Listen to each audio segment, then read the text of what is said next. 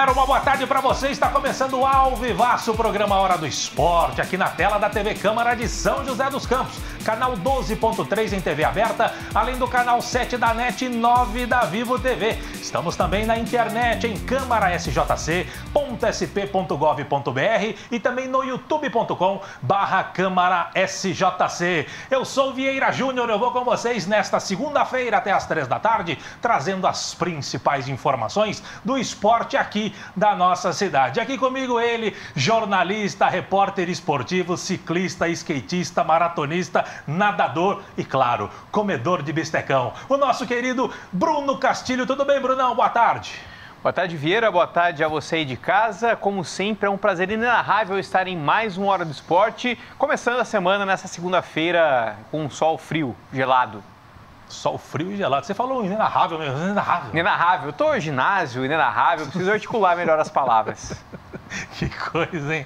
E aqui com a gente o nosso querido intérprete de Libras, o papai do Lourenço. O Lourenço está só crescendo. Já tá um meninão, um grandão, grande Lourenço. Deixa eu dar um abraço aqui no nosso querido Luizão, aquele soco maroto. Beleza. E olha só, a gente começa falando do Joseense, que no sábado, calma TP, recebeu o Flamengo de Guarulhos no Martins Pereira, valendo a liderança do grupo 5. O jogo foi movimentado, melhor para o Corvo, que levou um empate para Guarulhos e assumiu a liderança do grupo. Já o Joseense caiu para terceiro. Quem conta essa história para você é o Brunão e o cinegrafista Luciano Coca. Solta, Matheus! Buscando a reabilitação depois da derrota para o Mantiqueira, o Joseense entrou em campo querendo também recuperar a liderança do grupo 5 do Campeonato Paulista da Bezinha. Mas pela frente, o Tigre tinha um novo e atual líder, o Flamengo de Guarulhos. E logo no começo de jogo, o Joseense sentiu que a missão seria difícil. Com mais posse de bola, o Flamengo começou pressionando e até reclamou de pênalti aos 4 minutos, nesse lance aí, que o árbitro mandou seguir. Mas foi o Joseense que abriu o placar logo aos 18 minutos. No contra-ataque, Cauã foi lançado, chapelou o zagueiro e chutou forte no ângulo. Um golaço! A resposta do Corvo veio aos 21 minutos. Pedro Igor fez boa jogada, invadiu a área, mas parou no goleiro Rodrigo. E foi só. Depois, o resto do primeiro tempo foi de jogadas feias, divididas duras e quase nenhuma chance clara de gol.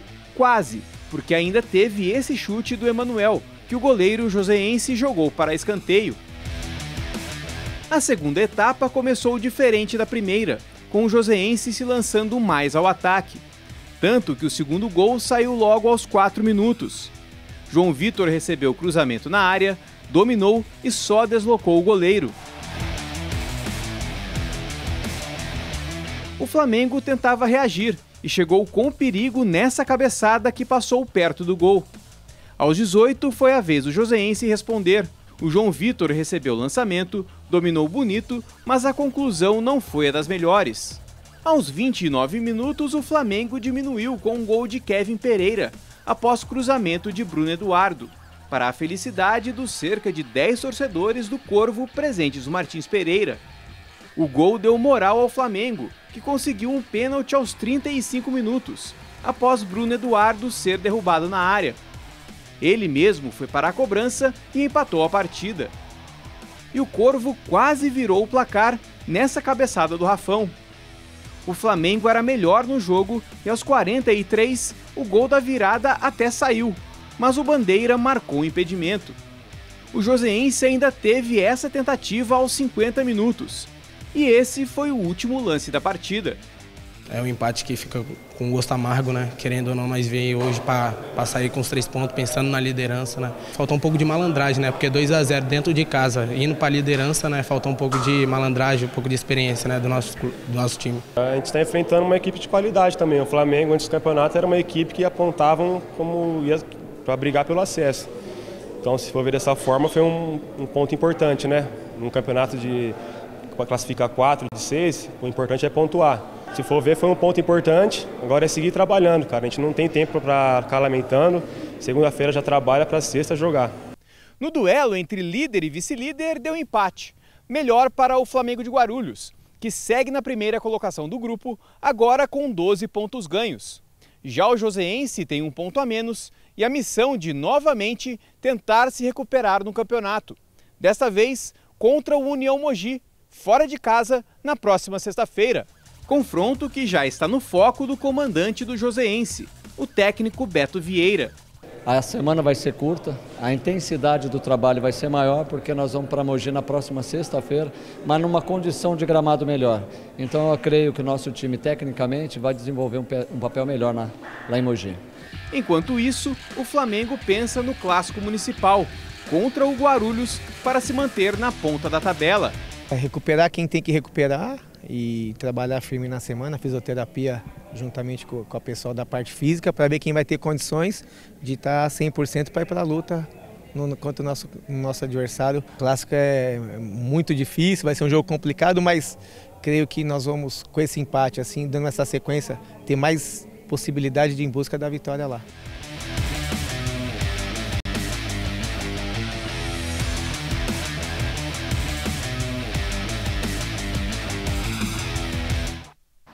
Pois é, Brunão, e o que dá para dizer desse jogo? Mais uma vez, o joseense deixa escapar aí a vitória. Poderia ter saído com um resultado melhor contra o Flamengo de Guarulhos, né? A gente fez um jogo do Flamengo contra o União Mogi aqui.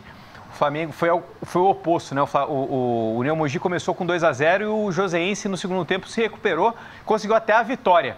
Aqui quase conseguiu a derrota no finalzinho do jogo lá, que o Bruno Eduardo, que tem nome de craque, fez o gol de 3-2, mas estava impedido, né? Então, só umas bobeirinhas. Acho que quando o joseense fez 2-0, o joseense meio que deu uma sentada no resultado. Falou assim, agora a gente meio que já ganhou, tirou um pouco o pé e aí o Flamengo foi para cima. Pois é, vamos dar uma olhadinha aqui nos jogos do final de semana, a rodada do grupo 5, o grupo do joseense. Na sexta-feira, o União Mogi perdeu para o Atlético Mogi. Esse Atlético Mogi rumo ao título, hein? Que coisa! Se fazia quase 7 anos que ele não ganhava uma partida, ganhar 2 seguidas, então quanto tempo faz? Desde quando surgiu o time? Não sei. Tem que fazer um levantamento, porque isso aí deve ser extraordinário. Inédito. Joseense e Flamengo 2-2 e o Guarulhos bateu o Mantiqueira por 2-0. A classificação do grupo ficou assim, ó. Flamengo líder com 12, Guarulhos em segundo com 12, Joseense em terceiro com 11, Mantiqueira em quarto com 10, em quinto, olha lá, o Atlético Mogi já saiu da lanterna, já está em quinto, já encostou aqui uma vitória contra o Mantiqueira, confronto direto aqui, já pode biscoitar uma vaga, e o União Mogi ficou na lanterna. Esse Atlético Mogi está surpreendendo, hein, Brunão? Pois é, e o legal é o seguinte, é que vão ter vai ter o confronto direto aqui, Flamengo e Guarulhos, né, o clássico, então os dois estão com a mesma pontuação e o Atlético Mogi vai enfrentar o Mantiqueira, né, ou seja, o Atlético Mogi pode passar o Mantiqueira na tabela de classificação e embolar mais o grupo aí. Pois é, sorte aí para a equipe do joseense e claro, a gente vai acompanhar e trazer todos os detalhes para você aqui dentro do Hora do Esporte, próximo final de semana, tá certo? Brunão, mudando de assunto, falando agora do Campeonato Paulista Sub-20. O São José recebeu o Mantiqueira de Guará ontem no estádio Martins Pereira e venceu de virada pelo placar de 3-1. A Laranja Mecânica abriu o placar com Carlos Daniel aos 31 da primeira etapa e esse foi o placar do primeiro tempo. Na segunda etapa, a reação do São José começou logo aos 3 minutos, com Kaique empatando a partida. Aos 21, o vira-vira do São José com o André. E aos 42, o São José marcou com o Isaac o terceiro e fechou o placar no Martins Pereira. São José 3-1 no Mantiqueira. Com a vitória da Águia Sub-20, o São José subiu uma posição na tabela de classificação. Inclusive, vamos dar uma olhadinha na classificação aqui, porque deu uma embolada ali, tirando... Não é essa, não. Essa aí é da Liga Nacional. Quero do Sub-20, o Sub-20. Aê, o Sub-20, tá lá, ó. Palmeiras líder, 8 jogos, 8 vitórias, está classificado melhor time da competição até então. Taubaté, que perdeu ontem no seu jogo, se manteve com 15 na segunda posição. Pro próprio Palmeiras. Exatamente, pro próprio Palmeiras. E o São José, que venceu, foi para 13. Já está muito próximo ali. Atlético Guaratinguetá está na quarta posição, em quinto Mantiqueira e o Joseense já eliminado. Próxima rodada, quem é que joga? São José e Taubaté, lá em Taubaté, confrontaço direto no sábado lá no Joaquinzão. É jogo de vida ou morte pro São José, hein, Brunão? É o famoso jogo de 6 pontos, aí passa até dos 6 pontos, é jogo de 9, de 12, né? Então é um jogo importante aí, por ser clássico, já é um jogo importante, por ter essa diferença aí de pontos, né? E ser confronto direto passa a ser o peso muito maior. Pois é, Matheus, volta aqui de novo, por gentileza, a tabela. Mas olha só aqui, ó. Como você falou, né, é um jogo mais do que importante. E lembrando aqui, o São José joga contra o Taubaté na próxima rodada e depois a última rodada para o São José contra o Atlético de Guaratinguetá, que também está brigando aqui por classificação. Por isso que eu disse que está tudo embolado, tirando o Palmeiras, né, é a melhor equipe da competição. Aqui, ó, esse trio aqui, eles vão jogar entre eles praticamente, então tudo pode decidir. Já começar a decidir no próximo sábado, Taubaté e São José. O São José precisando da vitória, porque aí ele assume a segunda posição caso isso ocorra. E na última rodada ainda tem o Atlético Guaratinguetá, que se vencer o seu próximo jogo também vai embolar muito mais a classificação desse grupo. Vamos torcer para o São José. Diz aí, Bruno. São 2 de cada grupo de... São 13 grupos no total aqui do Sub-20, são 13 grupos, classificam direto os 2 primeiros de cada grupo, totalizando 26 equipes, e depois os 6 melhores terceiros colocados. Neste momento, São José estaria fora, porque tem muito time que tem 14, 15, tem até 18 pontos, tem time com 18 pontos na terceira posição. Então, aí mais um elemento que coloca mais peso ainda nesse confronto. Joga responsabilidade tanto para o São José, que precisa ganhar fora de casa, um clássico, tem todo esse apelo emocional, quanto pro Taubaté, que joga em casa e sabe que não pode perder, porque vai jogar em casa, tem que fazer valer o mando de campo, né? E sabe que se vencer, dá um passo muito grande para a classificação. O Arley Dias, que é o técnico lá do Sub-20 do Taubaté, vai armar alguma coisa lá para tentar sair com bom resultado do Joaquinzão. E o Edmilson Cachorrão, técnico do São José, claro, vai tentar furar essa marcação aí do Taubaté lá no estádio Joaquinzão. Jogo bom que o nosso querido Paulo Ricardo estará lá para trazer as informações na segunda-feira para você. Vai trabalhar no feriado, nosso Paulo tá impossível. E que pode ser aquela briga de adolescente, né? Que nenhum espera o outro dar o soco, né? Um espera o outro atacar primeiro. Então, exato, fica aí quem vai atacar primeiro, né? Quem vai sair mais pro ataque. Então vai ser um jogo interessante. Pois é, e segunda-feira que vem você vai ficar sabendo de tudo isso aqui dentro do Hora do Esporte, tá certo? Não sai daí, a gente vai pro primeiro intervalo do dia, é rapidinho, já voltamos.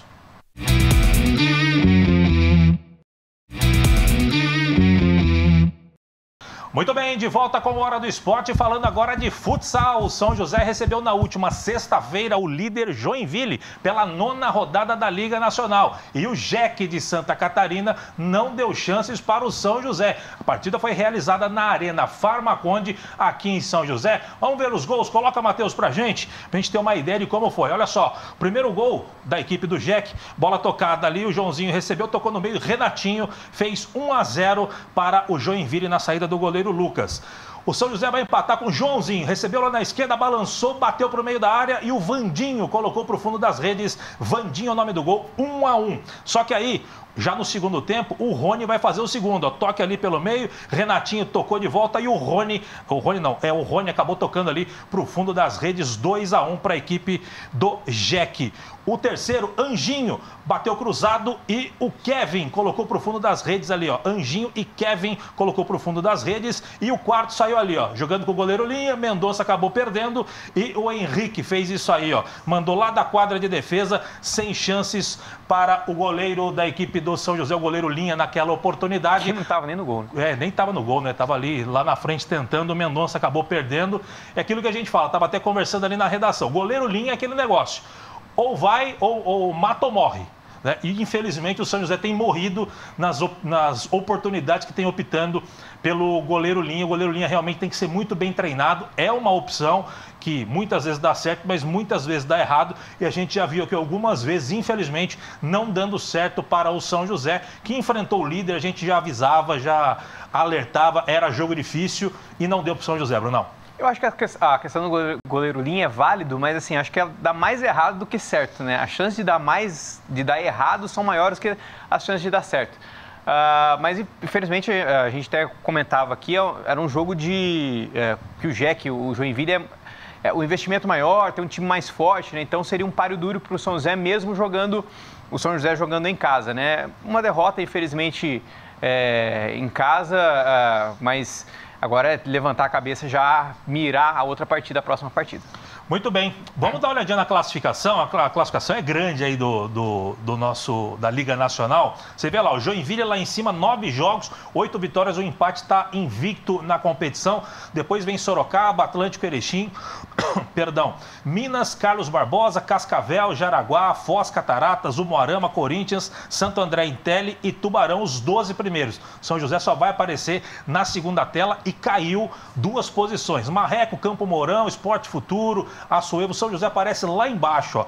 Aparece na 19ª posição, está fora da zona de classificação neste momento, 19º colocado, o São José, abaixo dele só o Taubaté, Praia Clube, Brasília, São Lourenço e o Blumenau. O próximo adversário do São José é o 22º, é o Brasília, lá do Distrito Federal, próximo sábado, 11 horas da manhã, na Arena Brasília. É jogo que o São José precisa vencer para começar a figurar entre... Nossa, calma, quase que eu derrubei a tela aqui. Para começar a figurar entre os 16 primeiros, que são os que avançam para a próxima fase, Brunão. Tem o desgaste da viagem até Brasília, mas 8 pontos, o último time, o 16º, tem 9, então assim, tá tudo meio embolado, né? Então uma vitória pode levar o São José para cima, pode colocar nesse grupo aí, mas também aí, se ficar no grupo, tem que se manter também, né? E o campeonato ainda tem várias rodadas, então tem muita coisa para acontecer ainda. O campeonato é longo, mas precisa começar a se recuperar, né? Acordar e precisa fazer os pontos contra equipes que estão abaixo, que são do mesmo nível, precisa tirar pontos dessas equipes, tá certo? Brunão, mudando de assunto, a informação não para. Os irmãos boxeadores Felipe e Bruna Inácio, que fazem parte do programa Atleta Cidadão, brilharam neste último final de semana. Um pelo Campeonato Paulista de Boxe e a outra pela competição de talentos do boxe paulista. No sábado, em Mogi das Cruzes, o Felipe Inácio, que você está vendo aí, chegou à 7ª final de Campeonato Paulista na categoria adulto até 80 quilos. Ele venceu o pugilista Luiz Henrique, da cidade de Itapevi. A final do Paulista está marcado para o próximo dia 24, lá em São Paulo. Já a sua irmã, que você também está vendo aí, ó, a Bruna Inácio, sagrou-se campeã do Campeonato de Talentos de Boxe do Estado de São Paulo, onde a Federação Paulista de Boxe colocou frente a frente as 2 melhores atletas do estado na categoria infantil até 60 quilos. E a Bruna venceu a atleta de Mogi das Cruzes, Mari Moreira, e conquistou o título inédito, Brunão. A briga em casa deve ser boa. Deve ser engraçada. Mas, bom, parabéns para os dois. Aí a gente fez uma matéria com os dois há algum tempo atrás, as imagens do Fábio Negrão, enfim.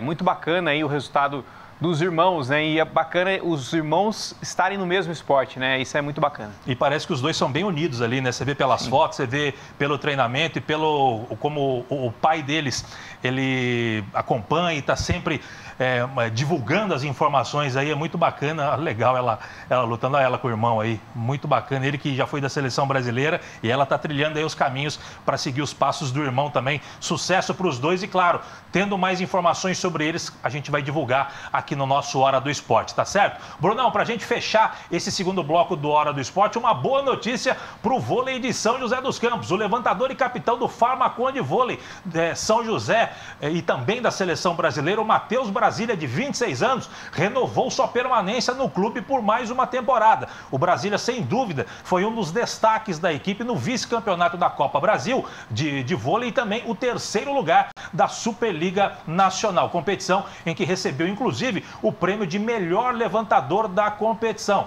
O São José se prepara aí nos bastidores com a montagem final do elenco para a disputa do Campeonato Paulista 2023 e a Superliga Masculina temporada 23-24, com início previsto para o final do mês o Paulista e em outubro a Superliga, Brunão. É legal, né? É bom que o São José vai mantendo as boas peças do time. Como a gente conversou com o Navas, talvez mais 2 ou 3 jogadores devem chegar para o São José aí no decorrer do ano. Então, bacana o São José manter esse time. Um time forte, acho que mais forte até do que o da temporada passada, que a temporada que acabou há poucos meses aí. Que seja assim e sem dúvida o São José está se reforçando. O Navajas não é bobo, no bom sentido, é claro. Ele está procurando aí o melhor para o São José Vôlei e eu não tenho dúvida que vem jogadores gabaritados aí para reforçar esse elenco e de fato, como o Brunão disse, ser mais forte do que a temporada passada. E olha que o time já foi bem demais, não é para ninguém, não é para qualquer um, melhor dizendo, ser 3º colocado da Superliga Masculina e também vice-campeão da Copa do Brasil. Tá caindo o pote aqui atrás, que beleza. Não sai daí. A gente vai para o último intervalo do dia. É rapidinho, já voltamos.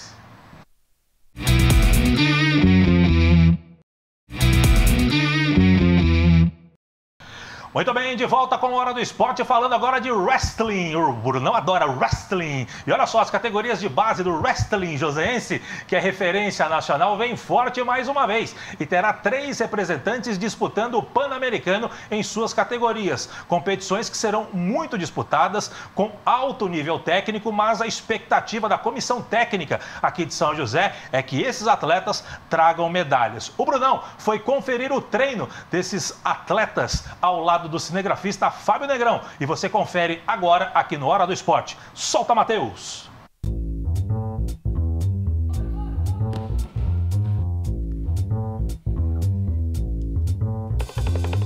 O wrestling de São José dos Campos continua colhendo bons frutos e pode colecionar mais resultados positivos em breve. Isso porque tem jovens talentos se preparando para competições internacionais nos próximos meses. 2 atletas vão disputar entre 22 e 25 de junho o Pan-Americano Sub-17 da modalidade no México. Um deles é o Luiz Eduardo, que começou no judô ainda com 2 anos de idade e agora busca seu espaço no wrestling, participando da primeira competição internacional da carreira. E as expectativas são as melhores possíveis. Tenho muito a aprender ainda, né? Sou muito novo, tenho apenas 16 anos e tenho muito a aprender. Mas assim, já dá para considerar que eu tenho um nível técnico aí muito bom. Vai dar para chegar no Pan-Americano e fazer boas lutas. O Pan-Americano Sub-17 também será a primeira competição internacional da Beatriz.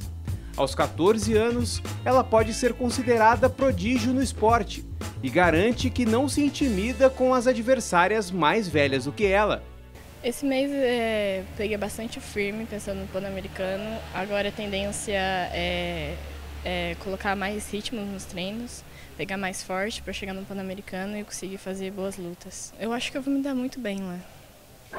Consegui desenvolver bastante ao longo desse tempo e vou chegar lá e vou dar meu máximo lá.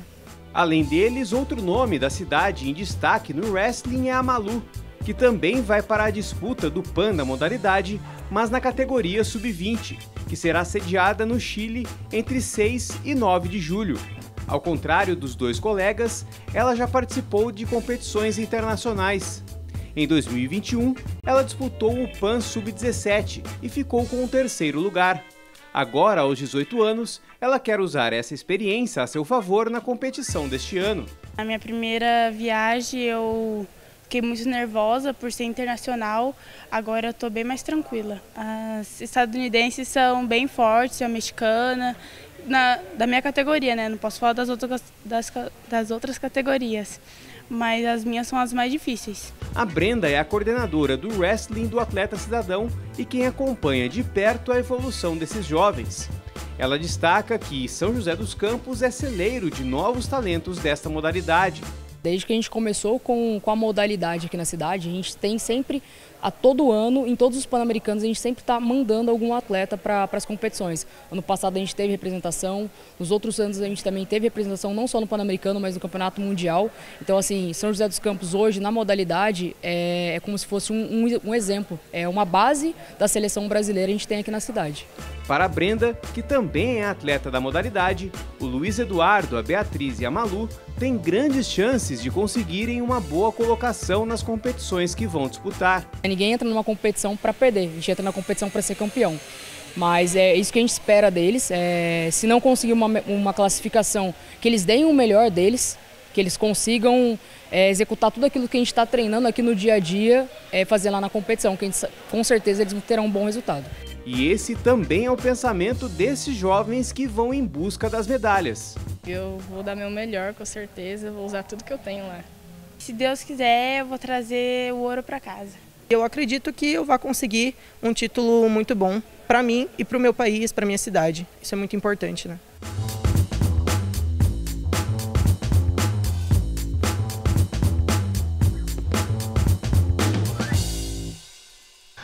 Pois é, Brunão, o wrestling de São José é uma referência não só aqui para a nossa região, mas para o Brasil. Tem como principal pilar a Laís Nunes, né? Atleta olímpica. A principal vitrine, vamos chamar assim, né? Que é a Laís, que pode talvez ir para a última Olimpíada dela em Paris, o ano que vem.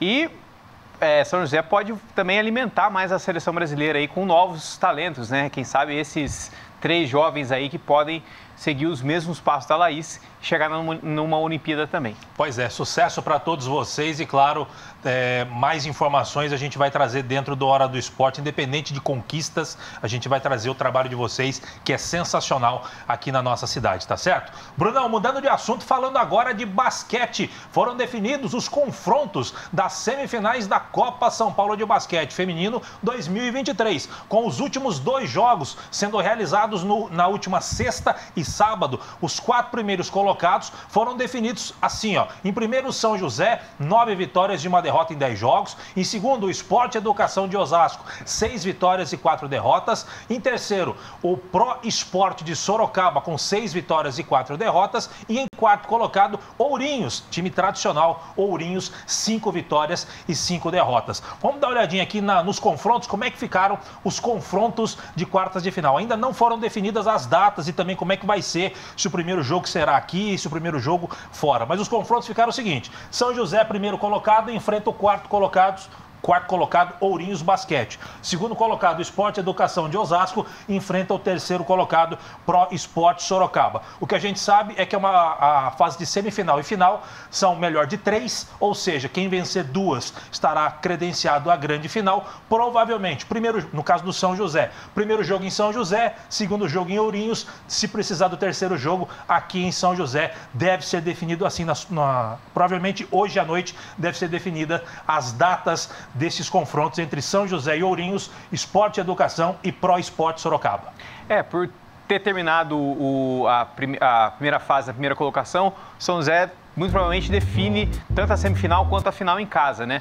Então, o time do São José já ganhou 2 vezes do Ourinhos, pode muito bem aí ganhar 2 jogos aí agora, mais 2 jogos e se classificar para a final. É lógico que mata-mata já zera tudo, é um outro campeonato, tem que entrar com cuidado, né? Enfim, mas acho que o São José tem tudo aí para se classificar para a final e, dependendo do que for, muito provavelmente vai ser São José e Esporte Educação. Vamos torcer para que o São José consiga a vitória neste confronto aí contra a equipe de Ourinhos. A equipe de Ourinhos, que é uma equipe tradicional no basquete feminino, é uma outra realidade hoje, é bem verdade, mas o São José acaba indo como favorito, não é à toa, 9 vitórias em 10 jogos disputados. Brunão, para a gente fechar o programa, última notícia, porque no último sábado o São José Rugby venceu o Indaiatuba, Tornados por 24-7 no CT Ange Guimerá pela 3ª rodada do Campeonato Paulista. Com o resultado, o São José se classificou em primeiro lugar no Grupo C, com 3 vitórias em 3 jogos. O adversário das quartas de final do Campeonato Paulista ainda será conhecido. Só que o próximo compromisso do São José Rugby será no dia 17, um sábado, às 3h30 da tarde, contra o Curitiba Rugby, novamente no CT Ange Guimerá, pelo Super 12, que é o Campeonato Brasileiro da competição. Brunão. Importante vitória aí para o São José. O time do São José é um time forte, né? É um dos principais times da modalidade, então a vitória é importante. O São José sempre no topo, batendo qualquer adversário. Pois é, parabéns aí para a galera do rugby, sempre no topo e sempre trazendo bons resultados, tá certo? Nós vamos chegando ao final do programa de hoje, agradecendo a sua audiência, a sua paciência. Brunão, um grande abraço para você. Quarta-feira estaremos de volta. Quarta-feira estaremos de volta. Um grande abraço, foi um prazer inenarrável, agora sim, saiu certinho. E até a quarta-feira. Que bonitinho, só letrando, que beleza. Luizão, vai ter que ser daqui, ó. Agora não tem retorno aqui, vai ter que ser daqui. Um abraço para você, Luizão. A gente volta na quarta-feira. Eu, Brunão, Luizão e toda a equipe técnica para mais uma Hora do Esporte ao vivaço. Grande abraço, até a próxima. Tchau, tchau.